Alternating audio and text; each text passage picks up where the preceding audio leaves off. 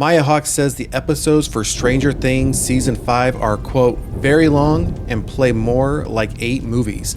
Maya Hawke says episodes for Netflix's Stranger Things Season 5 are massive, each feeling like a movie. Get comfortable, friends.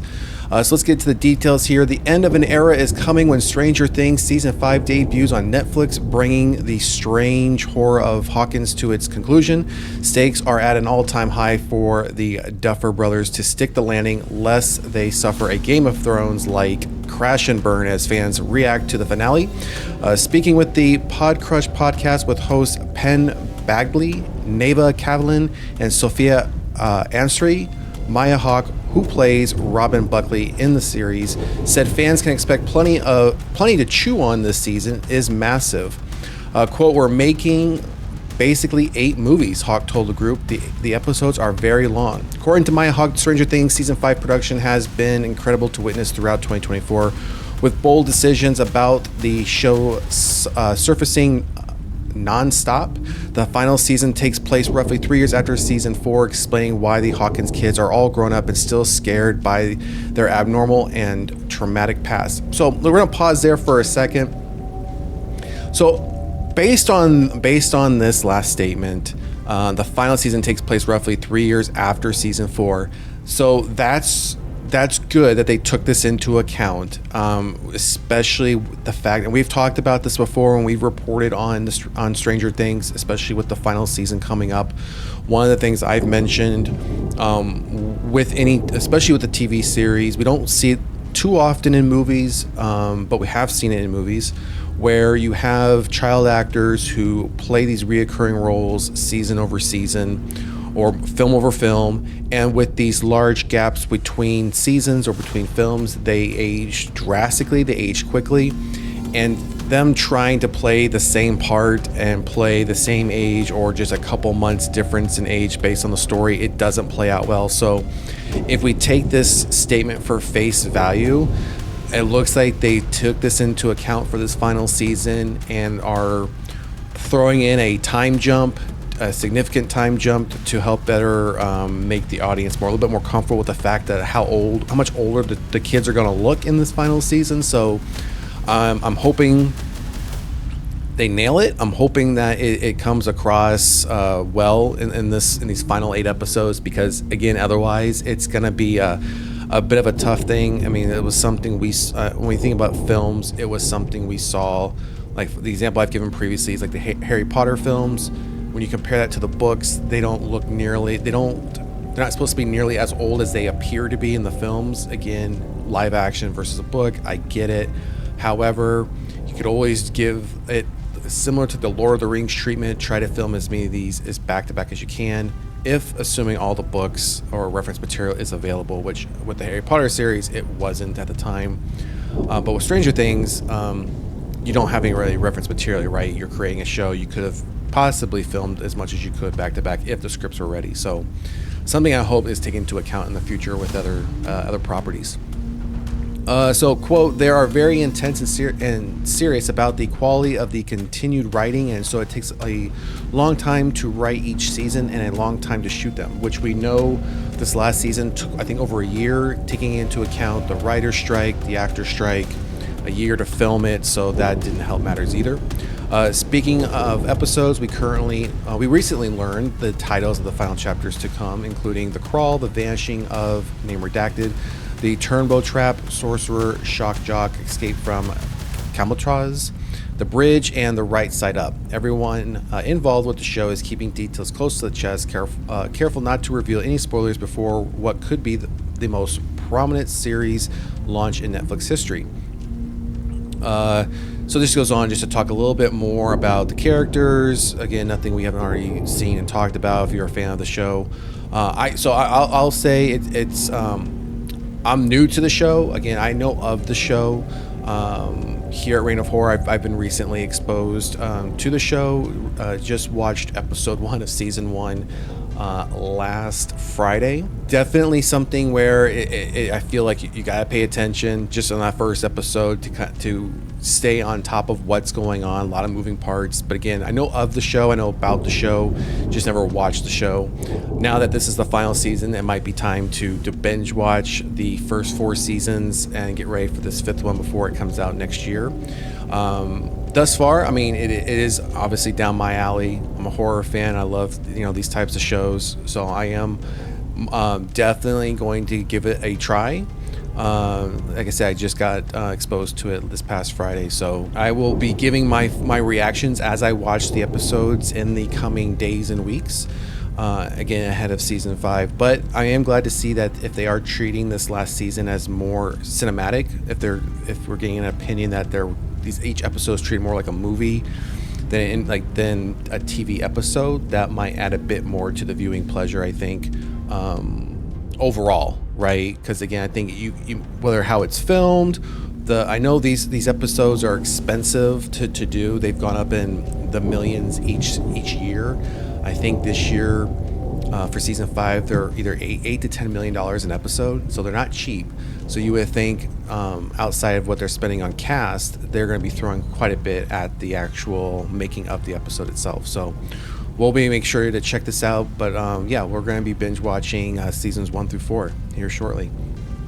All right, Keira Knightley's upcoming psychological thriller based on the Ruth Ware novel just got one step closer to our screens. The Woman in the Cabin 10, starring renowned actress Keira Knightley, has officially wrapped filming. The upcoming Netflix psychological thriller based on the best-selling novel written by Ruth Ware of the same name is one step closer to hitting OTT screens. So this is another Netflix property. Netflix, as we're all aware, Netflix is not shy to spending money. Netflix isn't shy to be putting stuff out there.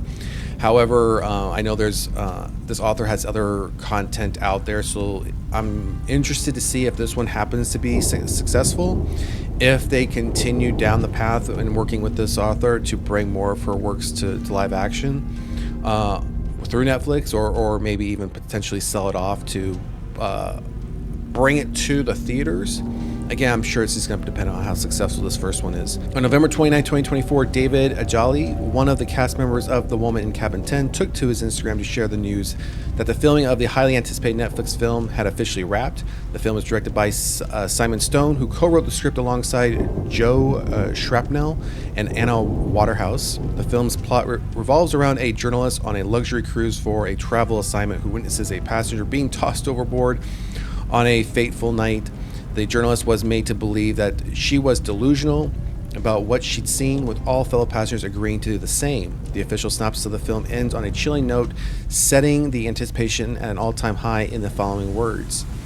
Quote, despite not being believed by anyone on board, she continues to look for answers, putting her own life in danger. So, this is, and then we have down here a sequel to The Woman in 10 novelist hitting shelves in 2020. So they're talking about a follow-up to the actual book. But here's a shot at the casting. We got some, obviously some heavy hitters here. Looking forward to this one. Again, Netflix tends to typically put out some good stuff, especially in our genre, the horror genre, along with all the subgenres that I believe fall under horror, psychological thrillers being one of them. I'm a Keira Knightley fan. Looks like we also have Guy Pearce, a fan of his as well. So again, we have a strong cast, and I do like the synopsis of the story, where you're having to get everyone on this ship to believe a narrative and a story against this one person. So it'll be interesting to see. And I haven't read the book, so I'm not sure how this plays out in the book. I'm just speculating at this point, based on what we've read.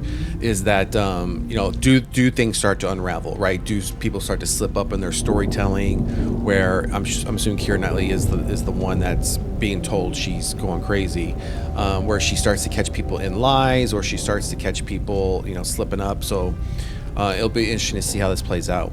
Although The Woman in Cabin 10 film hasn't a release date yet, the best-selling novel sequel does. On November 14th, 2024, People exclusively revealed the cover and release date of the Woman in Suite 11, the sequel to Ruth Ware's beloved thriller. It goes on to talk a little bit about that, and then that's where the article cuts off. So I'll put this link in the description of this video below if you want to just check out these last few snippets of the information. But hopefully we'll get this soon in 2025. I mean, they just wrapped up filming, so I mean, there's obviously all the post-production work that goes with this. So we may not get this until late summer, maybe fall time frame by the time this comes out. I mean, Netflix isn't known to rush their content out. I mean, we all know that. When we just covered Stranger Things, and we know the time gap in between seasons on that, and that's a huge hit for them. That's coming to an end. But even over the first 4 seasons, it's not something they ever rushed through. So again, Netflix isn't known for doing that. So I'd imagine we were looking at late summer, potentially not even until the fall by the time we get this released out on Netflix. All right, and our final story for tonight is Eli Roth provides Thanksgiving 2 update. Filming begins in early 2025. So we have an image here. Looks like it could be taking place with a slight Christmas theme.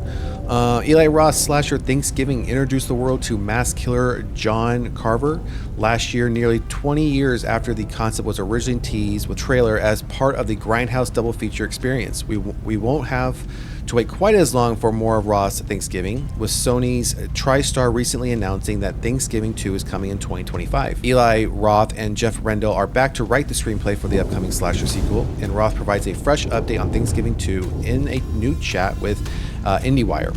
For starters, the website notes that the sequel is a soft prep at the time of their article being published, with plans to start shooting Thanksgiving 2 at the end of March 2025.